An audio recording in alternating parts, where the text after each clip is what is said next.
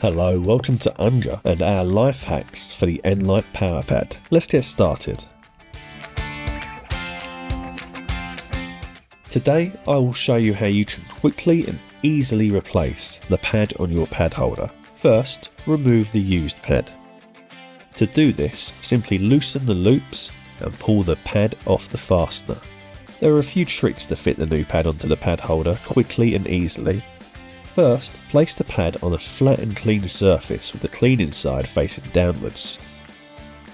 Then, place the pad holder in the centre of the pad to fit the Velcro in place. Make sure that you do not cover the rinse bar with the pad.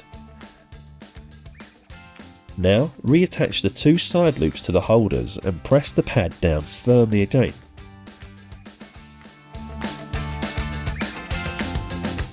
And that's it. The nLITE PowerPad is now ready for use again. Any other questions? If so, let us know in the comments. If you liked it, please subscribe to our YouTube channel and give it a thumbs up.